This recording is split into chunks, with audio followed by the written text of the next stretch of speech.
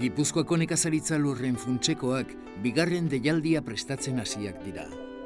Nekazaritza edota abeltzaintza bizimodu bihurtu nahi dituzten gazteen eskura, lur emankorrak jartzea da helburu nagusia. Deialdi berriaren lursailak Lezoko inguru marietan daude. Urrullo baserritik hurbil, lehen deialdian banatu zirenen ondoan. 5.000 metro kuadrotik gorako lursailak dira, nekazaritzatik bizi izateko bezain handiak. Estamos en Lezo, Lezon gaude, Urrullo deritzon alderdi batean. Gure atzean daukagun baserriak hortik hartua du bere izena.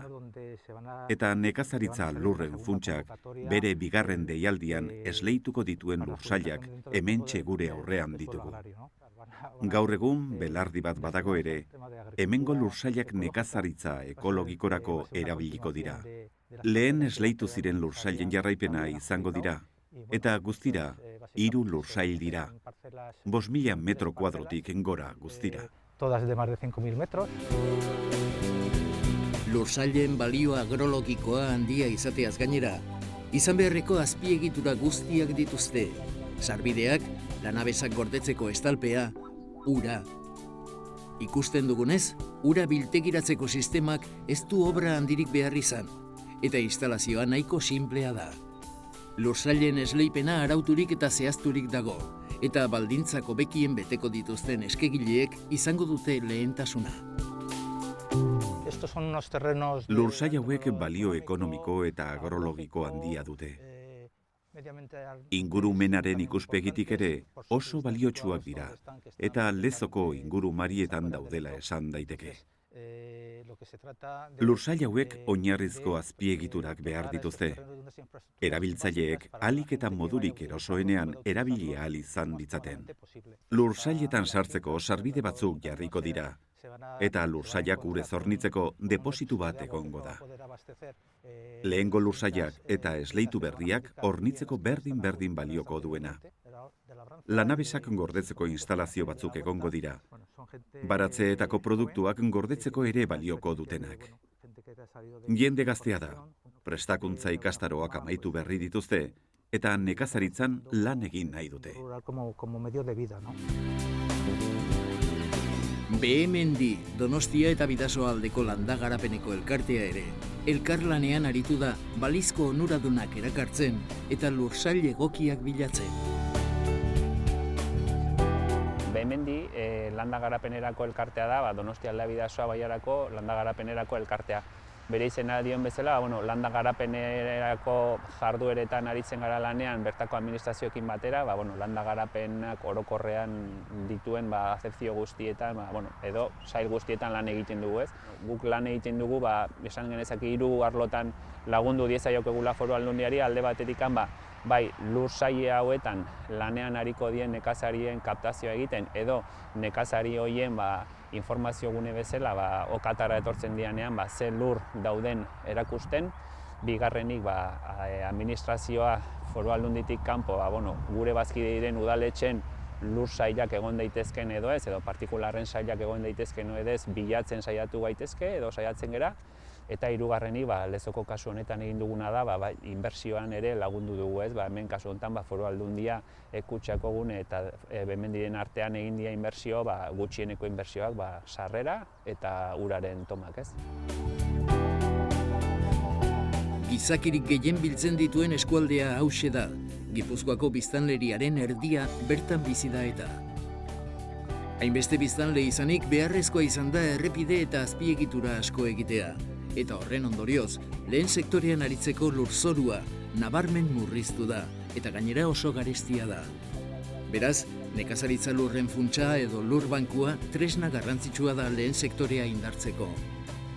Koldo Lizarralde, Gipuzkoako Foru Aldundiko nekazaritza zuzendaria dugu, eta ekimena ezinbestekotzat jotzen du.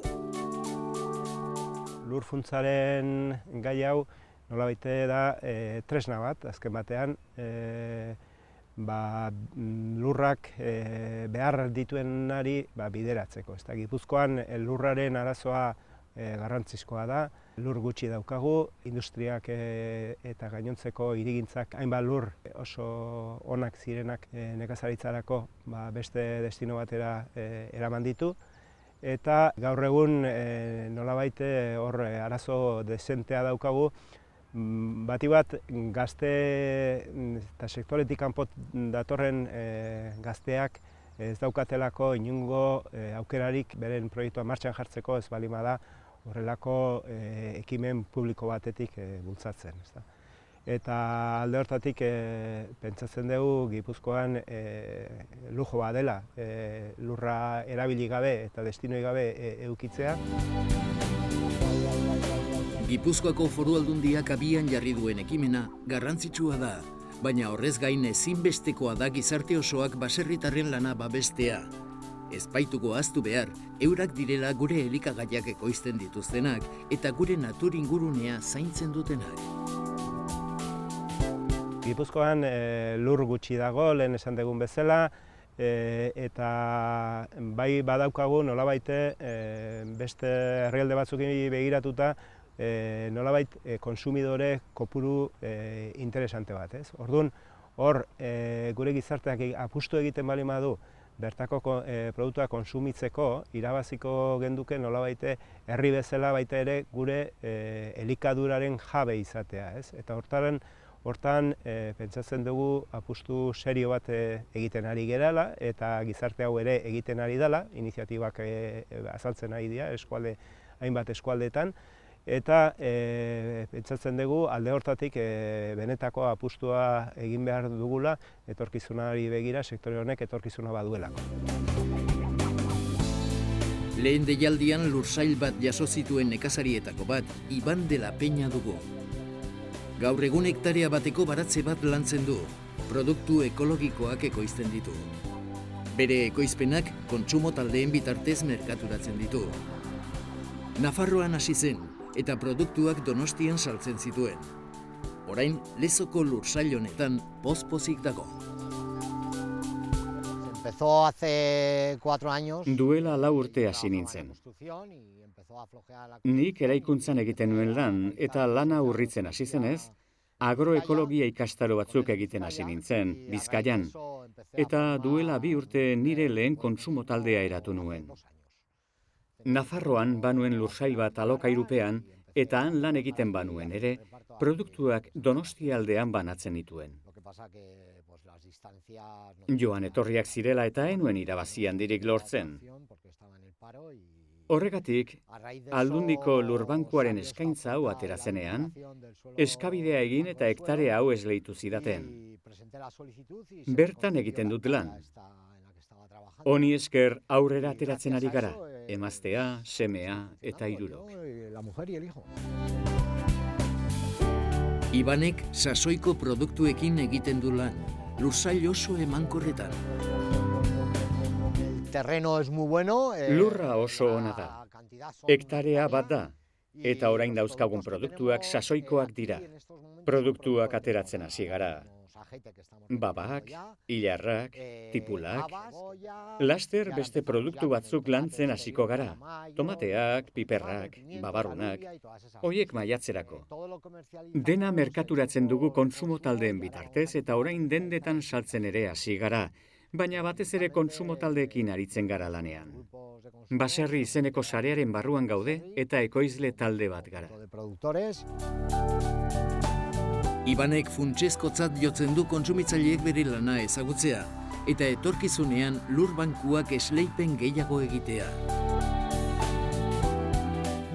Oso garrantzitsua da jendeak jakitea lagun batzuk hemen produktuak ekoizten ari garela. Gaur egun gure herrian kontsumitzen diren jaki ekologikoen 90% kanpotik datozeta. Beraz oso garrantzitsua da jendeak jakitea hemen berton kalitate handiko produktu ekologikoak ekoizten direla, ez baitugu ahaztu behar hemen ditugun produktuak, tomateak, piperminak, ilarrak eta abar, kalitate handikoak direla. Produktu ekologikoak 0 kilometroan ekoiztea eta kontsumitzea zeinen garrantzitsua den jakin behar du jendeak. Ez du zentzurik produktu ekologikoak 1000 kilometrora dagoen leku batetik ekartzea, horrek berekin gastu batzuk sortzen baititu, erregaian esaterako, eta orduan ekologikoak izateari uzten diote. Ingurumena leheneratzeko eta hobetzeko balio izateaz gain, lanpostua sortzeko ere balio dute, era zinez harrigarrian, eta hori jakitea garrantzi handikoa dela uste dut. Euskal lehen sektoreak babesa behar du, gure baserritarrek merezi dutelako.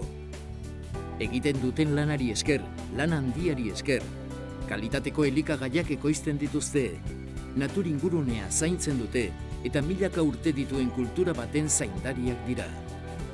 Lur bankua etorkizuna errazten dien tresna bat da.